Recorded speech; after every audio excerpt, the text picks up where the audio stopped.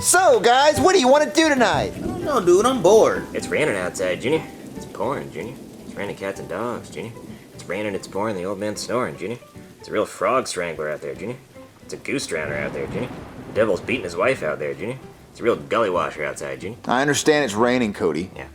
All right, so you guys want to watch a scary movie since it's raining outside? Heck yeah, dude. We got to. Yeah, we should watch Terrifier. I heard that's scary. I've heard that's scary, too. Ooh, we gotta watch it then. All right, let me turn it on. Oh my God, the power went out! Ah! Wait, Joseph, look for a flashlight. Okay, dude. Found one. Oh, there's a light. Yeah, you're being ridiculous. Yeah. So now that the power's out, how are we gonna watch a scary movie? We can tell scary stories, dude. Yeah, that sounds fun. Yeah, we should do that. Okay, I want to say the first scary story. Okay, you guys ready to hear the scariest story you've ever heard ever? Yeah, tell it. Yeah, get to talking, nigga. All right, here's the scariest, truest story ever. One night I was in my room playing toys, and I heard a loud grunting noise coming from outside. I looked out my window, and I saw Chef Pee-Pee dragging this huge trash bag. It seemed like there was a dead body in it. He threw it in the trash can and went back inside. I went downstairs to see what was going on, and when I peeked in the kitchen, I saw Chef Pee-Pee cooking a pot of blood with balls of human meat in it. And he had a bowl of human brains, and he was sucking on them like they were noodles. He then put the brains into the pot of blood and started stirring it with this evil, twisted look on his face. Chef Pee-Pee then put some on plates and yelled out for me to come eat dinner. I sat at the dinner table, disgusted and terrified, as he served me a plate of this human meat noodle concoction. He was a sick fuck. He said, "You better eat all of it, or I'm gonna tell your dad." I picked up a fork and slowly took a bite. I started chewing and gagging while Chef Pee-Pee laughed menacingly. Whoa, dude, that's a scary story. It sounds like he was just making spaghetti and meatballs, Junior. No, it was human brains and human meatballs of meat with... Here, do you have a scarier story? I do, actually. Give me that flashlight. So the other night, me and Ken were gonna play Naked Twister, and I went to unzip my pants, but then the zipper got stuck, and I was freaking out, trying to find a way to get the zipper unstuck, and then Ken was laying on the twister mat all naked and shit, saying, "You better hurry up before this ass closes for the night." So I get mad, and I grab a pair of scissors, and I cut my pants off. And then... Give me the flashlight, Cody. No one wants to hear that gay story. But it's really scary, and it's true. I ran out of lube. Nobody wants to hear it, Cody. Yeah, we don't want to hear that gay shit. It's my turn for a real scary story, and it was actually true. So around 2 years ago, I had this friend named George, and he liked to climb trees in the woods. One time we climbed this tree, and it was like 15 feet in the air, and I didn't know why I did it, but I pushed him off, and when he hit the ground, he broke his legs and was screaming in pain and agony, and that made me happy. Like I got some sense of joy from watching him writhe in pain on the ground. He said, "Joseph, help me, help me." So I drug him back to my trailer and I locked him in a cage. I kept him in the cage for about 3 months and fed him only Teddy Grahams. His legs healed, but in the wrong direction. So when I gave him his 2 minutes of outside time on his leash per week, he could only walk backwards. Whenever George did something that I didn't like I wouldn't give him any Teddy Grahams for like a whole day. But when he would cry saying he was hungry and shit, that would really piss me off. One day, the cops knocked on my door, right? And came looking for George. And I told him, if you make any noise when I open this door, you're not getting any Teddy Grahams for a week. But when I opened the door, George started screaming, and that made the cop run in my trailer yelling, "What the fuck is going on here?" So I grabbed his taser and shot him with it and put him in the cage with George. And I made them fight each other. And the officer easily won because George was so malnourished and weak from only having Teddy Grahams for 2 months and having broken legs. I told the officer he had to eat George because that's his only source of food. He complained and begged at first, but eventually he did eat George. A month later, the officer begged, saying, "Please let me go. I promise I won't tell anybody about any of this. I just want to see my family." But I said, "Nah, I'm in too deep." So I ended up pouring gasoline all over the place and lighting it on fire. I walked away and the fire department showed up, and I told them that I was just trying to make pizza rolls in the oven and forgot that I left the pizza rolls in the oven. Silly me. And I never got caught. Oh man, that was my story. Talk about good times. You made that up, right? Sure, I made it up. Whatever makes you feel better, Cody. I think I'm gonna go home. I needed some good night rest. You guys be safe. We have to call the cops, right?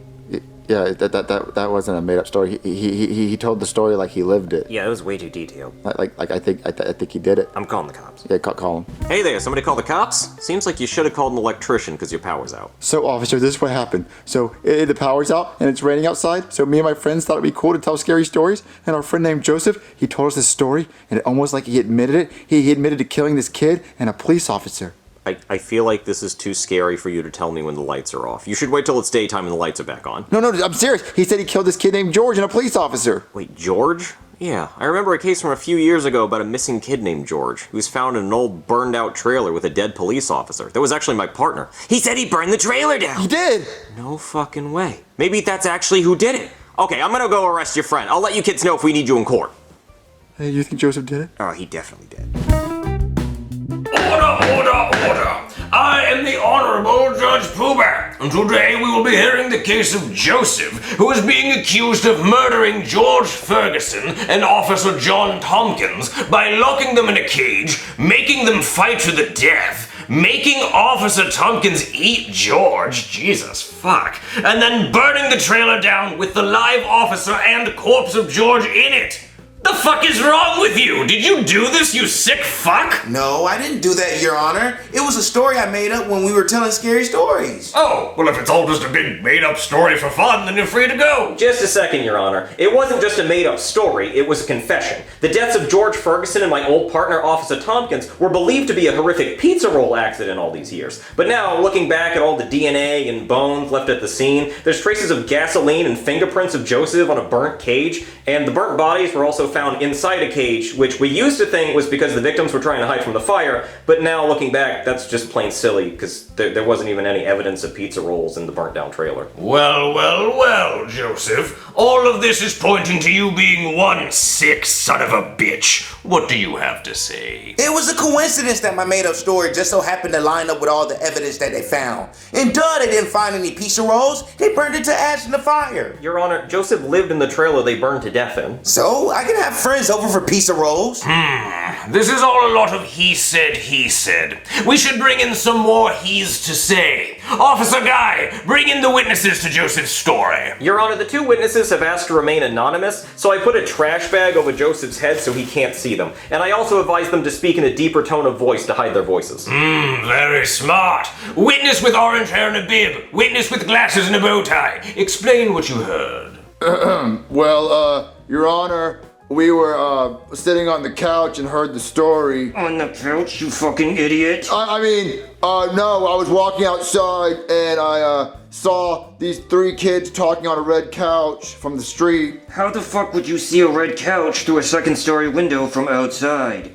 Because maybe I'm really fucking tall, Cody. Wait, don't say my name, Junior. I mean, who's Cody? My name is Bobby. Bobby, that's the best name you can fucking think of. Like you could think of a better name. Come on, let me hear one. My name is Tolly McTall Pants McGee. Tolly McTall Pants McGee. Cause I'm really tall, that's how I saw him through the window. Order! Bobby, Tolly McTallpants McGee, continue your explanation. Like I was saying, Your Honor, me and Bobby were walking down the street and we heard the black kid admit to killing the kid named George and making the police officer eat George and lock him in a cage and burning the trailer down. Yeah. Ooh, when I find out who you two fucks are, I'm gonna kill the both of you. I have heard enough. I now have 3 he saids against 1 he said. 3 beats 1. Joseph, I find you guilty of double murder and being a sick psychopathic son of a bitch. I sentence you to death by the electric chair. But I will set your bail at $100 in case somebody wants to bail you out to say goodbye and take you out for ice cream.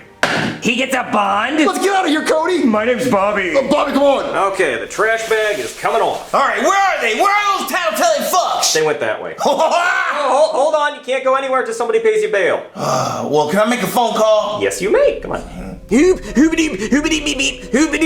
Cody, what's wrong? Why do you look like that? I'm just so scared, Junior. My eyes are popping out of my head. My glasses don't fit anymore. Well, why are you so scared? Because what if Joseph makes bail and comes after us? He's not gonna make bail, and why would he come after us? He doesn't know that we're the ones that snitched on him. But what if we didn't disguise our voices good enough? We disguised our voices good enough, and plus, he's not gonna get out of jail. I'm back, bitches.